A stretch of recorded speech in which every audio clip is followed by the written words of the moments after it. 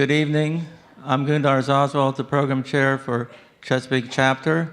Today we have Paul Martin discussing something different about system thinking. Yes. Go to it, Paul. Okay, thanks. I really appreciate the honor of being able to speak to you guys. I've been part of this august body since 2001, maybe 2000. So, and I always appreciate the times that I can come and share some thoughts that I've had. This is actually something I brought up for work. They only gave me 18 minutes. So now I'm going to try to span it out to an hour. We'll see if I can do that. What I want to do is talk about really, and by the way, every now and then I'm going to pause and look at my notes. This is one of my first briefs that I've done that I wrote out everything I want to say. And I'm terrified I might forget something or something. So tonight's lecture, I'm going to examine systems thinking in response to some difficulties and limitations that have come out of traditional science. And my talk, I got my name for my talk from this really great book by Robert Pirsig. Back in 1974, he wrote Zen and the Art of Motorcycle Maintenance. As a matter of fact, I try to, I can't say I've ever read it, okay? I've listened to it at least twice. I try to listen to it every 5 years. It's kind of this metaphysical thing about quality and dealing with rationality. It's a pretty heavy book, actually. And he starts the book with this author's note that says, this book should in no way be associated with the great body of factual information relating to Orthodox Zen Buddhism practice. And it's not very factual on motorcycles either. And the reason I bring that up is I actually want to have the same sentiments. I'm going to touch on Zen a little bit, maybe dabble in a little bit of their high aspects of their philosophy, but there's no way that it's even close to what Zen is all about. And the other thing about motorcycles, well, mine's systems thinking, look, it's very little practicalities here, but I am going to give you some philosophical thinking to go into your evening, and hopefully that'll entertain you. So we'll see what happens after that. So before we get too far, let's talk about Zen a little bit. Zen, for those who are unfamiliar, it's a branch of Buddhism that started in China and started flourish in Japan when it moved to there. One of the main tenets is the importance of being in the now. How many have heard of Zen meditation, right? Zen meditation. The whole point of Zen meditation is being in the now, and being in the present. Okay, I bring that up only to ignore it because I don't want to go into that aspect of Zen. It's kind of useless for a system engineer because what do we do at the end of a project? We look at what we did and we jot down our lessons learned. So we're always concerned about the past. And also we look to the future because that's kind of what our ConOps, our concept of operations, is all about. What is our technology going to be like in the future? So that tenet is one thing of Zen I just want to kind of put aside. But there is an aspect of why they got to that point and where that derives from. And that is the aspect that Zen thinks about the fact that life and existence is based on a kind of a dynamic emptiness. Okay, I'm not trying to depress everybody, but Zen has this concept. As a matter of fact, Zen, the word itself, actually can be translated into emptiness or void. Now, they're not saying nothing exists. The point that they're trying to make is the fact that you shouldn't be looking at things by themselves and that they're somehow disconnected. It's all connected. It's all one thing, and it's called the universe. And that's the thing I want to kind of stress in today's talk. Russell Ackoff has this great quote that kind of goes into this. He talks about we have to stop acting as though nature was organized into the disciplines in the same way that universities are. The point is that reality is really more than the sum of the disciplines we use to try to understand reality. And that's kind of where I want to go with that. But before I get into all this, I want to look at one key component of the system engineering discipline. You'll recognize it when I pull it up. It's a good starting point to understand, as I explain, those difficulty and limitations with the intellectual tradition of science. And that's the word analysis. And I'm just going to read this quote because it really does kind of mention everything that I want to talk about in terms of analysis. Since the turn of the century, now we're talking about the 20th century, the accepted approach to dealing with increased complexity is to try to reduce it into manageable bites and address them in isolation. This approach is referred to as analysis. We analyze a complex situation or issue by trying to break it down into component pieces and consider each in isolation from the others. This kind of thinking actually has its root in analytical geometry. One basic axiom is that the whole is equal to the sum of the parts. Think about that for a moment. There's an underlying assumption behind this conclusion is that all the parts are essentially independent of one another. And it's just one of the things that comes through when you start thinking about analysis. I'm going to get more and more into that in a little while, but let's use that analysis, breaking things into parts, when it comes to systems thinking. What does that mean? Thinking, of course, is a noun. It's the act of thinking. There are aspects to thinking that can throw us off. We could have cognitive biases or mental models that may not be correct.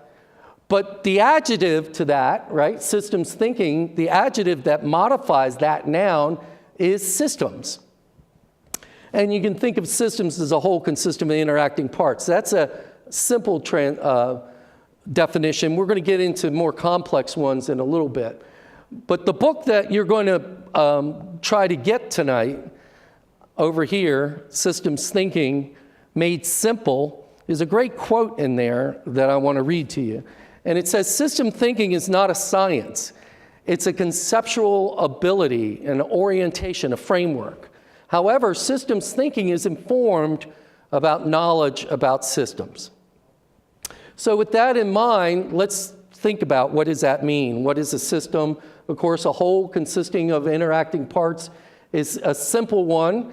The one we're used to from Incose is a combination of interacting elements organized to achieve a purpose. All right? Or you could say it's a system of holons of patterns at one or more scales of conceptualization. The patterns can be distinguished as the substance, the structure, and the dynamics of the system. Okay, that's a little bit more in terms of what a system is, but as you can see, there are many ways to come about this. So let's play a game. I'm going to show you a picture, and I need you guys to tell me, is it a system or is it a collection of parts? Okay? So, football team. System. And why do we think it's a system? Does anybody know? It has a goal. It has a purpose. And what is that purpose? Win. Yes, as a team. And there's interacting parts, right? All these football people are interacting with each other. Go Redskins, right, Maria? Go Redskins. Okay, so I had to throw that out for her. Okay, so it is a system. How about this? A toaster. System or collection of parts? System. Why is it a system? Yes. Yes, it does toast. Now, what's interesting though, what if I take this system and throw it into a kitchen? Oop, next. Throw it into a kitchen. It's just sitting there. It's all a collection of parts. Now, how would we actually get this into a system? What would we add? Restaurant kitchen is definitely a system. Why? Because there are people back there doing their thing, right? And the same here, right? If Maria goes in here, right? I'm sorry my kitchen doesn't look that good, Maria. I should have made ours look good. But if she went in there and started cooking something for me, right? Or I went in there and started cooking something for her, it would now become a system because I'm using the parts to do a purpose. All right, what about a marriage? And by the way, I just threw this up to embarrass my wife, and she's here, but I want to show how beautiful she is. Well, I'll let you say it's a collection of parts. Yeah, right. What do you think, Maria? Is this a trick question? Yes, definitely. What do you think it is? It's not. Yeah, right. Because we do interface. I'm just saying, every now and then we interface. So we're a system. So tools in a toolbox is a simple one. And that's parts. And what's interesting, though, and we'll come back to this, I want you to rethink it after a while here. So a system has, so all this kind of gives us an idea of what, I know this is very simple, but we have defining characteristics of a system. We have a purpose, right? All the parts have to be together in order to accomplish that purpose. There's an order and arrangement in order to affect the performance of the system. Usually there's feedback involved to help you get stability. And all systems have a boundary. And remember I was talking about Zen Buddhism and what does it mean to have a boundary? And that's kind of where I want to go with this. So here's a challenge I have for you. It's the 9-dot system. Now, how many people know about this 9-dot problem? Right. So you guys probably went to a class and they said, oh, so what were they trying to get you to do? Think outside the box. And the box is what? A boundary. Right. So does anybody know how to do this? Anybody remember? Oh, I showed him. See? Nobody? Come on up. I want to see. We're not going to laugh at you because it is hard.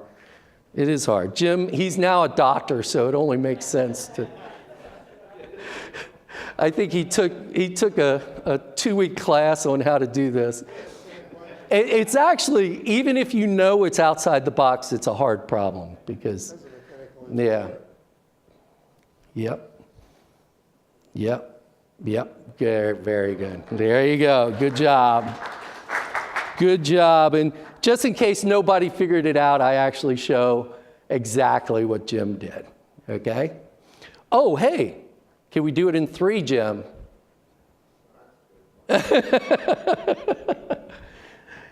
So here's the thing. We're thinking outside the box, right? What about those dots? Do the dots have boxes? Are they part of the boxes? You know, why do we have to go in the middle of the things, right?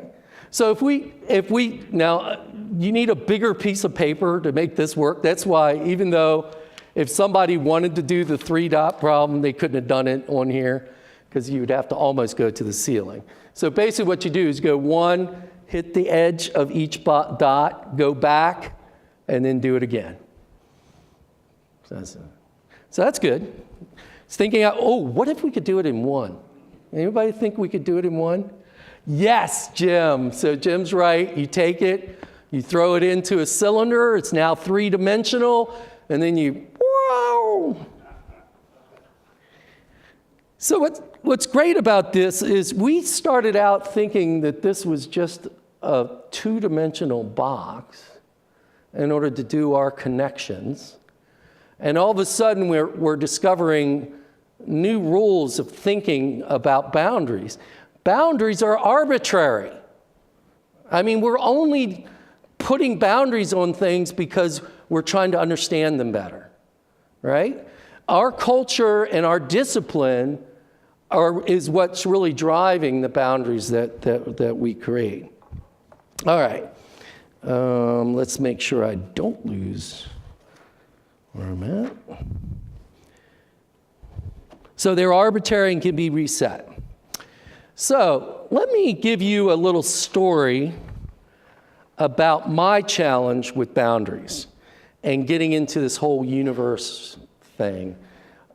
Basically, it started with a quote from that great American author, Henry Miller. He said, "The moment one gives close attention to anything, even a blade of grass, it becomes a mysterious, awesome, indescribably magnificent world into itself."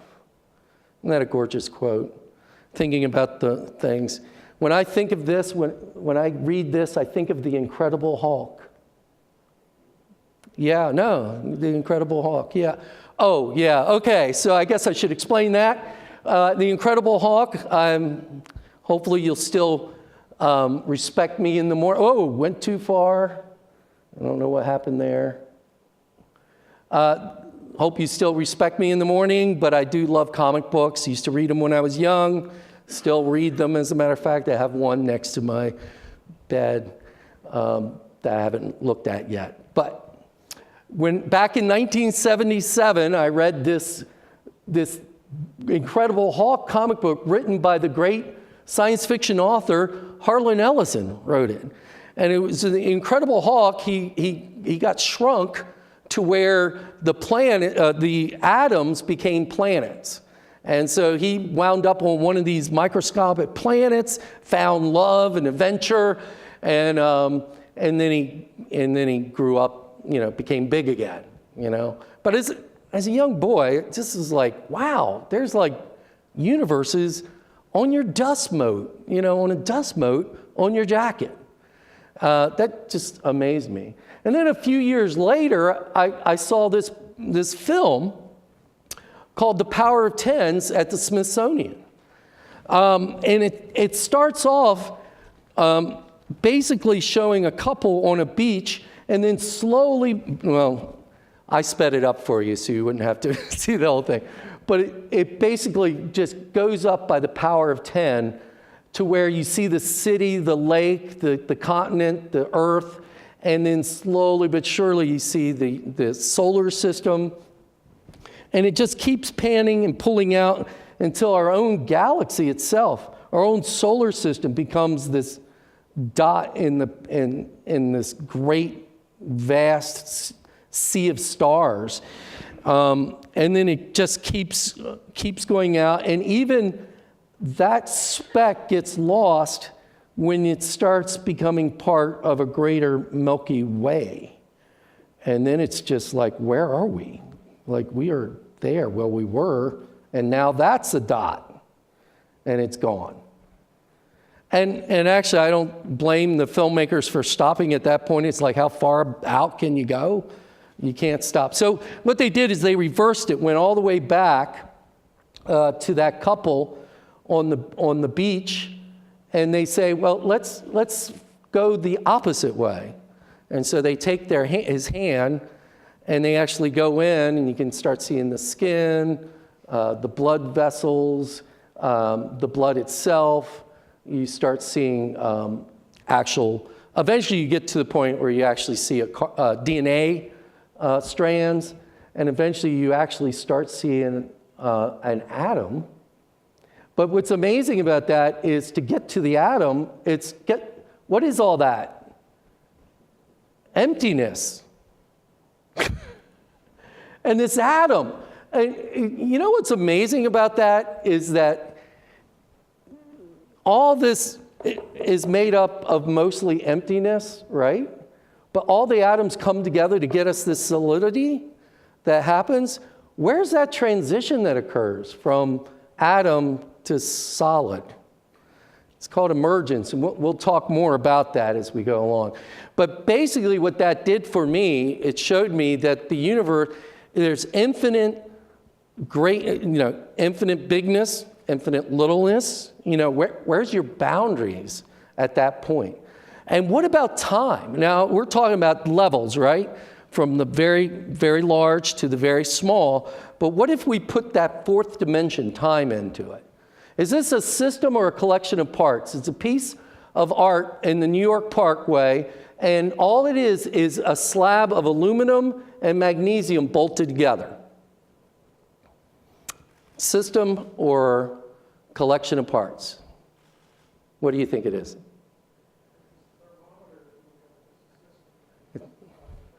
Yeah, but what's amazing, he called this piece of art 3000 AD. Does anybody have a reason why he called it 3000 AD? Because that's when he says this work of art will be finished. In 3000 AD, the magnesium and aluminum will merge together and become an alloy, and it'll become one block, not just two.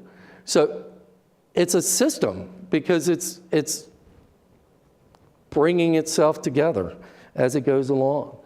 And the other thing, is this a system or a collection of parts?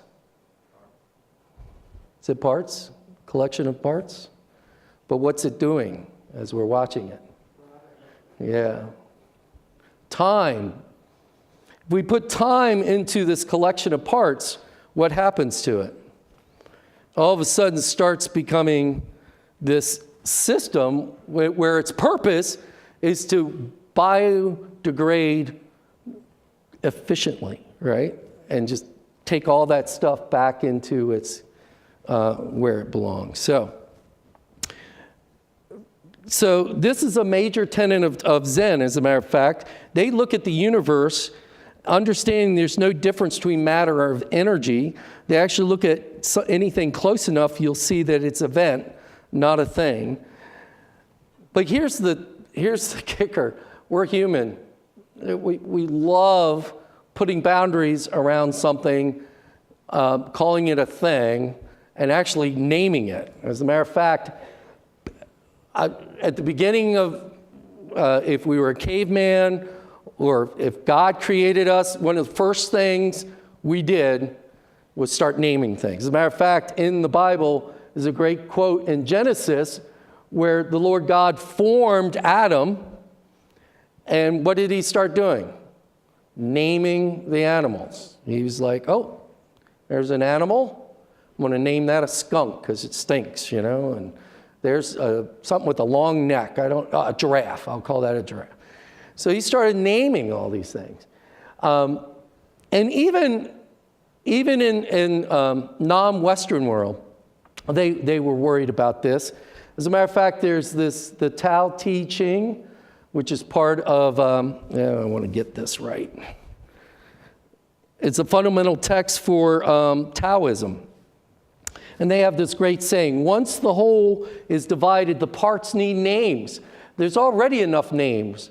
One must know when to stop. Knowing when to stop averts trouble. I love the fact that they're like, they realize if you just keep going, because there's just too many parts to everything and stuff. As a matter of fact, if you think about Western culture, how we started with the Greeks, Aristotle actually was a master at this. He was actually the father of biology. He identified, classified animals based on their physical characteristics. He also loved his little rhetoric techniques, and he had a rational system for talking about rhetoric, and he had two ways of looking at it: particular proofs and topics and common proofs. As a matter of fact, Pirsig, in his book Zen and the Art of Motorcycle Maintenance, didn't like this at all. He said Aristotle was tremendously satisfied with this neat little stunt of naming and classifying everything. His world began and ended with this stunt, okay? But what's interesting about this stunt, if we take it a little bit further, is the fact that it actually helped us understand the universe better. Because once you start to be able to name and bound and name anything in your purview, eventually it'll make sense to take something larger and break it down into smaller pieces. So basically you'll get, and it took years, right? There was Aristotle naming, classifying everything, and I'm sure plenty of natural philosophers were doing that up to Descartes. And then Descartes said, look, If you have a problem, let's divide all the difficulties under examination into as many parts as possible and as many as required to solve them the best way. The father of the analytical technique, right? So that was a thing called reductionism. And actually, reductionism and analysis is the basis, the cornerstone of all scientific thinking. As a matter of fact, and the reason I call this the triumph of reductionism is you can actually see there's this line that says reductionism was understood. Now all of a sudden you have a scientific revolution from understanding how the sun works to understanding gravity. And once that started happening, we started getting better applied science. That's engineering, right? And before you knew it, we were able to increase our population 7-fold in 200 years. Prior to that, in this to the 1800s, right? We started out like with 350,000 people, and it took 1,200 years to get to 1 billion, all right? And then all of a sudden, we have this thing called technology. And it was allowed us to be able to change the world for the better, so now that we can have a human growth that is unprecedented. But there are limits to this. Reductionism's done a lot of great things, and everything you look around your modern world, science and analysis has allowed this to happen. But there are limitations. We're going to talk about Senge, I believe his name is, Peter Senge. He's the one who wrote The Fifth Discipline. Has anybody read The Fifth Discipline? Very famous book. Systems thinking, right? It's like that's what the fifth discipline is all about. And he talks about at the very early age, we're taught to break apart problems, to fragment the world.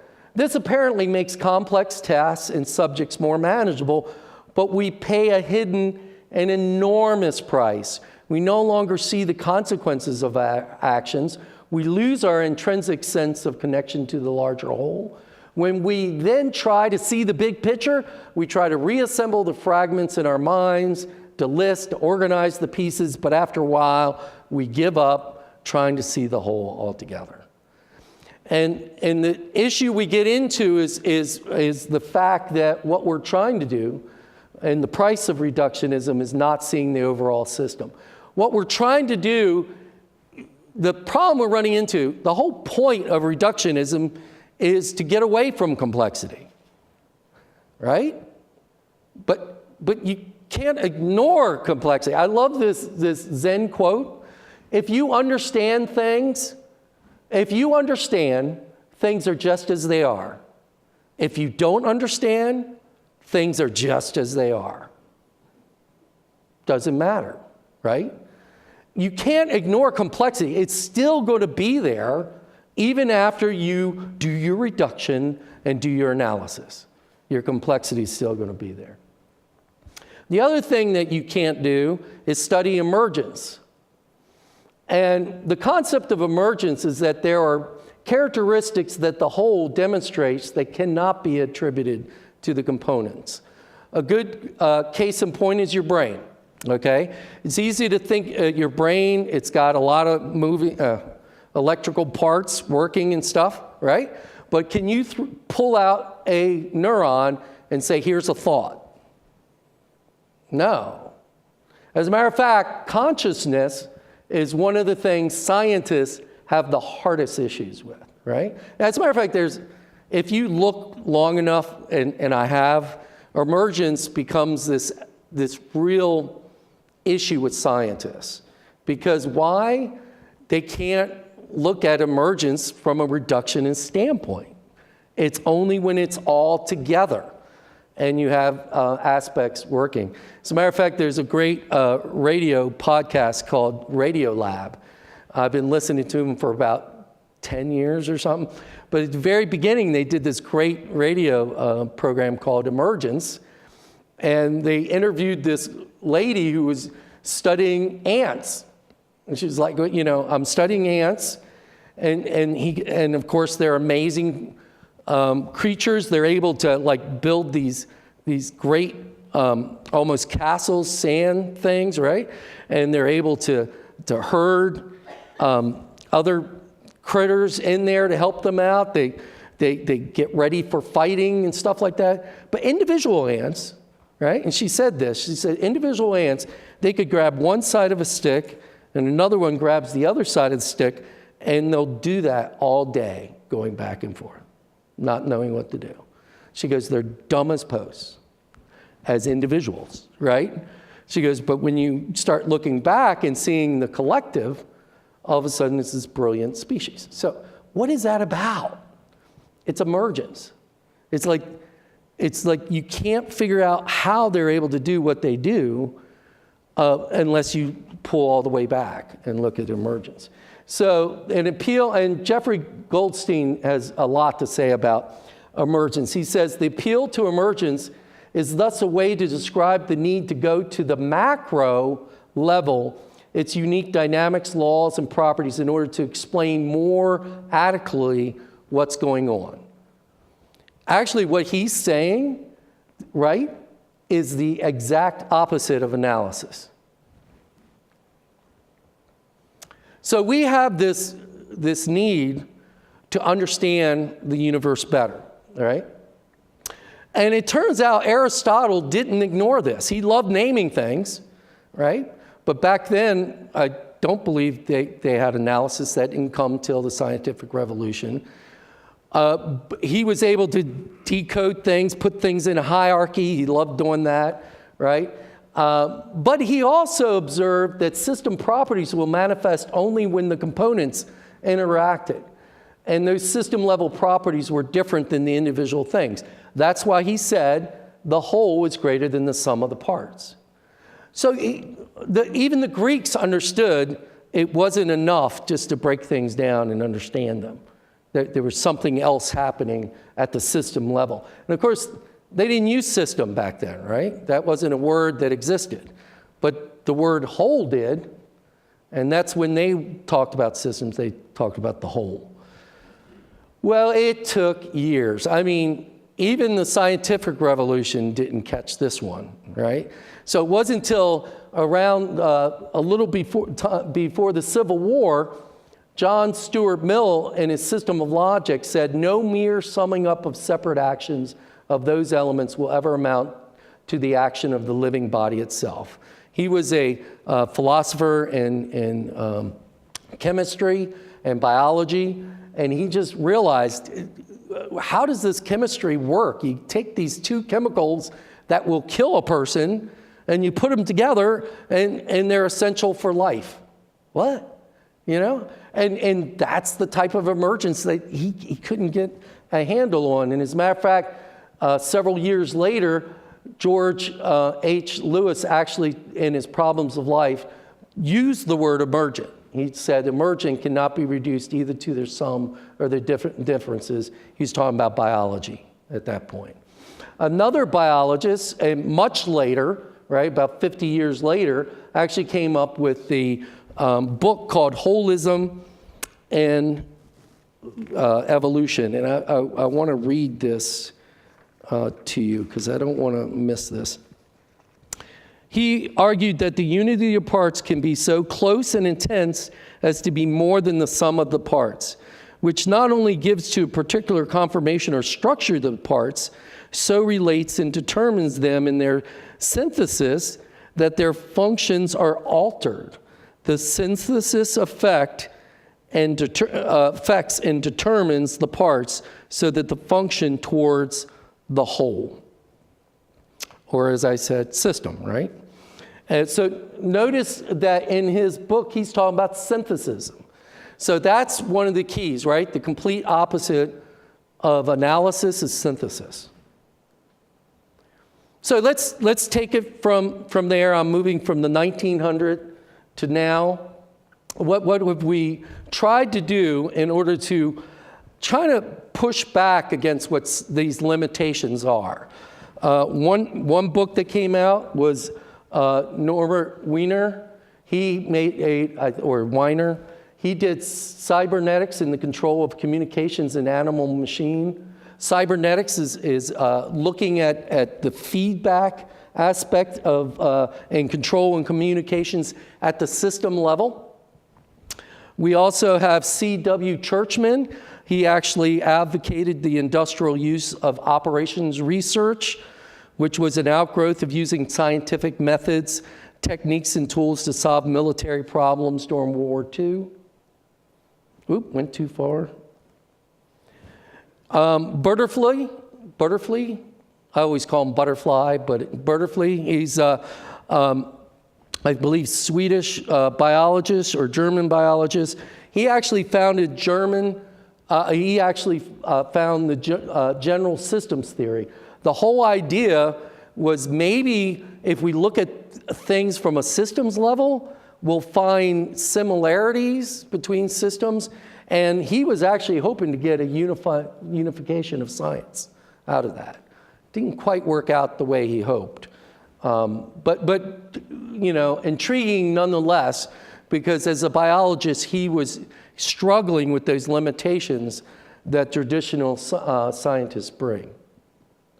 And then Forrester, system dynamics, right? He was the one who had understood that nonlinear behavior of complex systems over time can kind of explain systems a lot better as we went along. From there, we have Arthur Koestler. He came up with the ghost in the machine. He's the one who came up with the holons. You remember I said that in that one quote dealing with systems. Now, a holon is both a whole and a part, or a system and a subsystem, right? So it's if you have a system in your if you have a subsystem in your system that's actually a system, then it's a holon.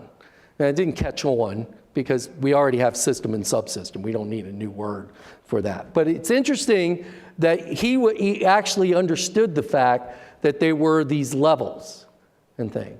The last but not least is Peter Checklin and his systems thinking, and Peter Senge with his fifth discipline, again, trying to talk about systems thinking and applying it to organizations as well as into societal levels. Each of these disciplines within system science is trying to fix that limitation of reductionism. You know, it's actually trying to say, how can we start looking at the universe in a more holistic way as we go forward? As a matter of fact, system science is an oxymoron, right? Love that word, because you hear moron more than anything else. But oxymoron just means there's something different about these two things, and to put them together, right? What's that? Defense intelligence was one that they threw in. Yeah. But the idea that you have science, which is this holistic view of comprehending phenomena using synthesis, and yet you have scientists, which is a reductionist view using analysis. It's two different things, right? System science. So it is an oxymoron in that respect. As a matter of fact, the ones that I showed you, all these, they were just the beginning wave. Notice here, 1990, around this time frame here, if I actually go to the next one, boom. It just, all these various complexity sciences went crazy, from system science to complex system theory, self-organization, dynamics in system network, complexity through epistology, I can't even read that. And then e-science, and then data science, even data science. It's complexity that's involved. The whole point is, look how much it's taking for us to address that whole reductionism issue, right? All this is because of that, as we're trying to work it through. So my issue is it's okay that system science is an oxymoron. It's okay. Because we should use traditional science, and we should use the system science too. A good system scientist or philosopher uses both reductionism and a holistic approach as well. Consider the care for which he considers the detailed structure of a system, and the meticulous attention he gives to establishing the proper relationships between objects, the methodical way in which he builds the whole model from these parts, having, of course, first defined the boundaries of the whole system, the agonies he goes through as he tries to establish the validity of the model. It's good hypothetical deductionism science, and it's good reductionism and holism. And if you read that whole center section as a system engineer, it's being a good system engineer too. So think about and I didn't put this on a slide, I probably should have, the two sides of the V, right? First side, we reduce, try to figure it all out. And then on the other side, when we start integrating and making sure it works, all of a sudden that synthesis kicks in, right? And of course, we need to do that design by thinking about the reduction in the synthesism simultaneously as we go forward. So this is a great description of a system engineer, of the meticulousness and the agonies that they go through in order to make this work. So a good systems thinker will use both. Conclusion, why systems thinking? As a matter of fact, I was thinking of starting this by talking about the fact that, have you noticed how there's always a bunch of program management type fads that are out there, right? So you get TQM as one, right? What's the latest one? I think design, ops-driven development, right, is something and stuff. It's always something out there that they want to try. And a lot of them, you can actually look back and go, oh yeah, that was a fad. But I really don't think this is a fad, because it really is attacking that fundamental issue that we have with science and reductionism. And we need both as we go. So use both system science and traditional. And it's new and it's young. You saw all those people trying to figure this out. There's no unified theory out there yet. But give it time. I think the more we study systems, the more we understand it, the better we'll be as system engineers as we go forward and do our discipline better. So last quote, a shift of the mind. This is from the fifth discipline again. A shift of the mind is going from seeing parts to seeing wholes, from seeing people as helpless reactors to seeing them as active participants in shaping their reality, from reacting to the present to creating the future. And that's really what system engineering is all about. There we go. Thank you. Appreciate it. Now, Thank you, I know Paul. there's a lot of questions, so Yeah. I think that was a lot of good information. We'll probably need to go back, look at the video over and over again to get all the details out of it. But yeah, it's time for questions, and please wait for a microphone so we can get it on the video. Thank you. So while you're waiting for that, I just wanted to remind you, I do own a company that I help teach the Handbook, if you want to pass that. I do have all these references. So what I'll do at the YouTube site, I might be able to put up these slides as well as the references for you. So I have the Zen as well as the references for the systems thinking. Okay? Put the slides up. We can put the slides up on our website. Yeah, that would be great. Okay. Yeah. I like the way I'm so thorough that you guys have no questions whatsoever. So nobody wants to take me to task for my thought? Excuse there me. You go. I'm Robert Emmett. I'm an electrical engineer, self-employed. Now, the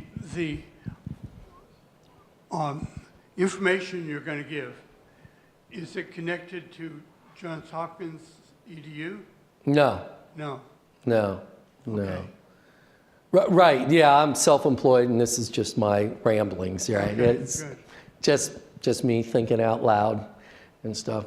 Actually, it's interesting because ever since I've been teaching at UMBC, I'm an adjunct professor there. I've been teaching about 10 years, system engineering, integration, verification, validation. And I almost inevitably, when I'm talking about science, system science, I go on this rant. And from the very beginning, I said, when you think about science and blah, blah, blah, and I used to just get so upset. But going through this kind of helped me heal that, because it did make me realize there's no need to throw out the baby with the bathwater. What a terrible expression. Seriously, who comes up with these things? Yeah.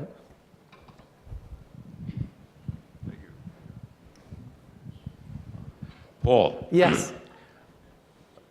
I think you're aware that Incose has a system science working Yes. group. Yes, I've been to it. Yes. Same Does- problem. Yeah. Is it leading to something that's going to be beneficial? Yeah. Because one of the first things, well, you said system thinking really wasn't a science, but is system science a science? Yes. Yes, that's why I talk about it as an oxymoron, is that the studying of systems, is it really a science and stuff? So that's, yeah. And actually, I've been to the Incose one at some of the symposiums, and you know what they get wrapped up in? Just trying to define things. They're just saying, well, you know, that whole boundary I talked about, let's classify, let's figure it out. And it's just like that quote that we got from the Taoism there, quote, you need to know when to stop before there's trouble. And it's just, I can see them having trouble trying to stop, because it is hard. It is hard. Follow up. My Yeah. perception of listening to some of their presentations is that somehow they think that system engineering needs that underpinning in order to have respect from every other engineering discipline as well as the sciences themselves. You know why? You know why this is? Now I'm going to get on my lecture thing here. So this is what I tell my students all the time. I say, system engineer, you look at your electrical engineers, and they have their ohms and their resistors, right? And they have their equations, right? Even chemical, as much as a thing, it's all written down. They've got that understood. Nuclear, aeronautics, they all have aspects to it where they can point to and say, look, science taught me that. Where as us system engineers, where can we point? Okay? You can say, yeah, well, system science. No, because almost everything you've built or are building, either you've seen it before or you need to model it, right? Because you can't deal with emergence. Science can't deal with emergence. And emergence is what you're trying to understand for your final system. And so to me, I as a system engineer, you guys are system engineers. When's the last time we opened up a system science book to understand something? And so I just think there's a real aspect where science has failed in that regard with the emergence. Even system science is trying to get there. But believe me, I've read the books on it. It gets almost philosophically religious at a point, because there's no answer. It's very difficult. And I think the best we can do is do what we've been doing so well all this time, model what we're thinking of building, and see what the emergent properties are, and make sure there's nothing that we don't want, right? So. Yeah, I would say in two observations. One is that I'm thinking, if we look at the transition of science from the 19th century to the 20th century to the 21st century, it was about in the middle of the 20th century that what you would call soft sciences Yes, that's right. emerged, right? Yeah. And anthropology and history and even history as a science is still being debated, but there was very much of a motion. So I wonder whether this may not be caught up in that. But That's actually a good point. Yeah, I can see that. Yeah. But another one I wanted you to comment upon was when I at least have studied science, or as I've been taught to study science, the notion is that what science really turns out down to be is testability Yes. of hypothesis and verification. Yes, And yes. reproducibility of results. Yes. Otherwise, that's not considered a science, right? That's kind of the fundamental scientist line in the sand. And when you think of something like complexity and emergence, since these are not necessarily predictable outcomes, Yes. right? So Yeah. the economist problem is a great example of this, right? No. Yeah, you kind of, yeah. So I would like you to comment on that. When you think about system science, are we starting to draw a box around reproducible system effects, as opposed to studying emergence, which would in some sense apply to looking at the uncertainty of outcome? Yeah, and I think that's the issue I have is that, like I said, all those other disciplines have their science that they can point to and say, look, I know the equation here, but I put the electrical there, magnetic there, and I know what's going to happen, right? I can actually figure it out. For us, there are no scientific equations for emergence. They don't exist. We just know that it's there. We're aware of it. It's in the handbook. You can read the handbook. Watch out for emergence. That's all it says. It's not going to give you any more than that. So you're kind of forced into almost like the history economists. We're thinking through this as much as we can. And then the economists do this, right? They model it, right? And they say, if we model everything, we might be able to understand the emergence better. If we can start designing a system without modeling and understand the emergence and build it, then we've discovered the science that we need. And I don't see that happening anytime soon. If anybody has heard of someone able to do that, I would love to hear that. So I believe one over here. Yes. Bob. Yeah, you got to turn it on. There you go. Bertalanffy's book, 72 edition, we started using some of those diagrams in the late 60s at Boston U System Engineering Master's Program. But I wanted to, can you go back to slide 5? Also, Bertalanffy was talking about multidisciplinary. Yes. Yeah, Yeah, very and he important. started the Santa Fe Institute, and they actually brought in different things, and that's actually complexity was one of their outgrowths, the Santa Fe. A lot of these slides, actually, I should be, well. Back to 5. 5? I have to go all the way back. All right, we'll figure it out. By the way, you like my... Well, anyway, I had a yeah. question. So we'll get there. So what's your question? Do you have to look at 5? Yeah, I was a little rusty when you talked about adjective and noun. Oh, wow. Okay. Active thinking. Did I do that wrong? I actually should have gotten an English major looking at this. Did I do this right? I got this actually out of the systems thinking book, so it's right out of this. So if he got it wrong, then we're wrong there. Yeah, I had a question on that. Yeah, go ahead. Well, no, I mean, I thought that's action thinking. Yeah. That's all. Yeah. I don't want to nitpick, but it caught my eye right at the beginning. Yeah, get the book. But a noun is... Which book? Yeah. Which book was that?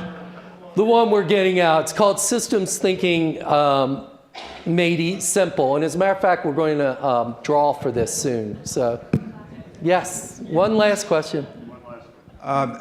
This is less a question right now, as I've been trying to figure out how to formulate the question. Yes. You reminded me that I had a very fortunate experience after I graduated with my master's from Rensselaer in '66, because I started graduate studies while working for Boeing after I got out of school, doing system engineering before it was considered what we are now. Yeah. And they were on the leading edge of trying to implement the new disciplines. Yeah, that's right. 60s But is when then it started. because I had 4 courses from ACOF in particular, ACOF. that was just the beginning. Oh. Because he had set up several different forum in which we had Churchman, ACOF, Arnoff, Oh my God. and Rappaport. Seriously? And I would just call that the clash of Titan egos. It is true. When you read about these guys, it's true. But Especially Forrester. Oh my God, get him involved. Well, I have some considerable problems with Forrester because we, as one of our graduate questions we had to address, what's the failing of Forrester? And the principal thing it turned out is that he would not accept the fact that there would be deflection or inflection points. Oh yeah, right. Okay, I remember very that. clearly. Right, okay? right. So that was a critical thing. He- And he got into it with ACOF. Man. And ACOF gave a particular definition for what he was talking about. You're And he right. was always exceptionally precise with his definitions, Yeah, even if they were long, but he was precise. yeah. And Forrester basically came back and said in a large, grandiose number of words, is that he didn't have one. He says, then we have no further reason to communicate at all. Oh my God, that's totally Forrester. There was probably 500 people in that audience. I love this one thing where Forrester, he felt he was so confident in system dynamics, he felt on the back of a napkin he could explain the world. I'm like, really? Have you ever read The Incredible Hulk where he got shrunk? And I mean, just you can't understand the world. But I'm getting to something that it was surprising because I'd forgotten it completely. When I was working at Boeing, I was surprised to find that there was a PhD botanist, biologist who was on the engineering staff.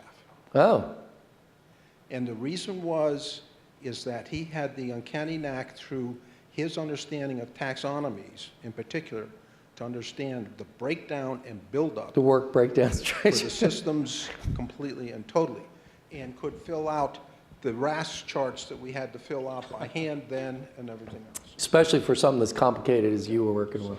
All right, guys, let's go ahead and thank you for the questions. Of course, we'll get this up online. Let's go ahead and get the book. Yeah, we have a drawing ready. Get your thing out. This is a great book. You'll love this. I actually asked them to get it because I bought it for myself when I first heard him talk. He talked at Northrop Grumman. We were trying to get systems thinking more into. Okay, so I guess I should have glasses. What's the whole idea of your eyes? 718.